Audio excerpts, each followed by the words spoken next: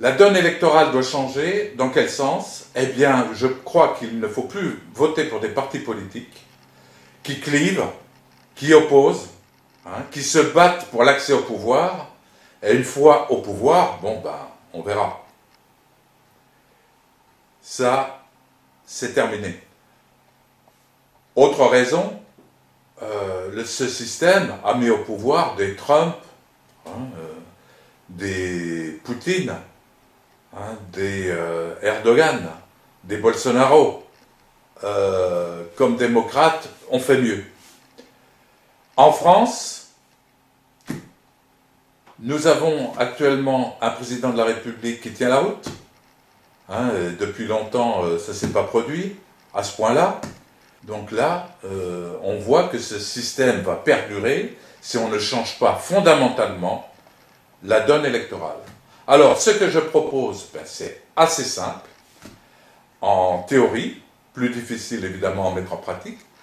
Ça consiste à ne plus voter pour des partis politiques, mais à voter pour des solutions.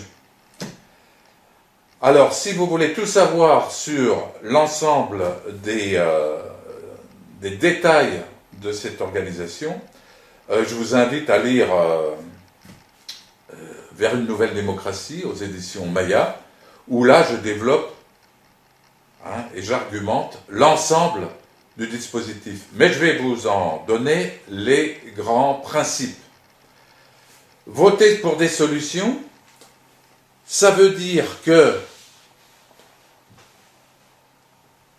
on gomme les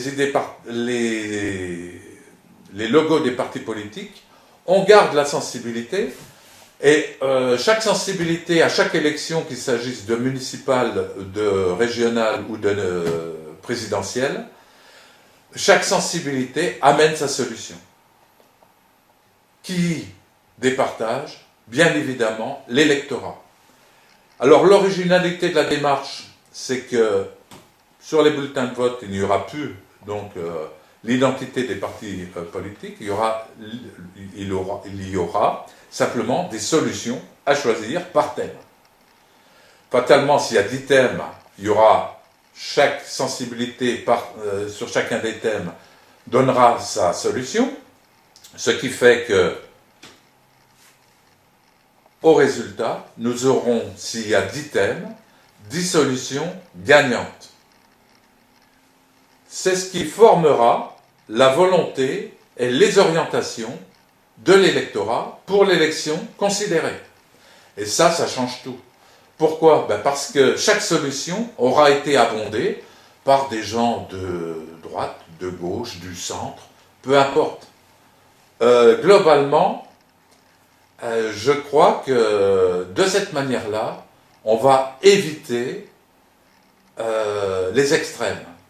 Et si d'aventure sur un thème, il y avait une solution extrémiste qui arrivait, eh bien il y aurait quand même les 9 autres thèmes pour compenser. Et je ne crois pas possible que les extrêmes puissent prendre le pouvoir avec ce système. C'est déjà un avantage énorme. Deuxième avantage, qui est aussi considérable, c'est que nous allons retrouver une paix sociale et politique. Nous n'aurons plus les manifestations incessantes de tous les samedis pour une raison ou pour une autre, tout simplement parce que l'électorat aura choisi ses solutions, donc ce seront des solutions qui se seront transformées en solutions françaises. Et à partir de là, les opposants n'auront plus à s'opposer, ou alors à la prochaine élection. En attendant, eh bien, ils participeront ou pas aux objectifs choisis par l'électorat. Alors je propose d'étendre ce modèle et cette donne électorale à l'ensemble des démocraties. Pourquoi? Eh bien parce qu'aujourd'hui, il n'a échappé à personne que les temps ont changé. Il s'agit aujourd'hui de vaincre deux fléaux, à savoir la misère et puis cette lutte contre la misère et contre le feu à la planète ne pourront être mises en œuvre que au travers d'un organe centralisateur, hein, une horloge mondiale, l'ONU. L'ONU est l'outil, le machin, comme disait De Gaulle, tout à fait adapté pour conduire ce genre de défi, qui est le défi important du moment. Quand on aura réglé ça, on pourra dire qu'on a fait le plus gros. Hein. Alors, pour y arriver, eh bien, c'est pareil, hein, il faut inviter toutes les démocraties à imiter ce modèle, et puis, en progressant, du niveau national au niveau des continents au niveau mondial, afin que l'ensemble des peuples orientent la politique mondiale, et qui serait donc gérée par une personne nommée au niveau de l'ONU. Là, qu'est-ce que ça changerait?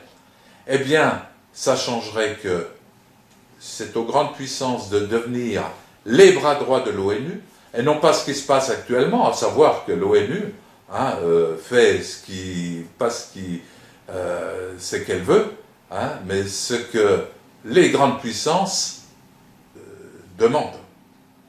Alors, quand on aura fait ça, quand vraiment on aura un changement de donne électorale, un changement de paradigme au niveau des grandes puissances, hein, au mieux de s'affronter, hein, au mieux de chercher la suprématie, eh bien on va chercher l'harmonie. C'est un changement radical. J'ai bien conscience que ce changement ne va pas se faire comme ça. En revanche, personne n'en parle, personne n'a jusqu'à présent dit qu'il fallait que ça change, et dit surtout comment. Eh bien moi je le dis, je ne suis candidat à rien, sauf que je voudrais que tous les électorats s'emparent de cette notion capitale, à savoir mettre en place cette démocratie augmentée. Je vous remercie de votre attention, en espérant avoir suscité votre motivation. Merci, et puis à bientôt.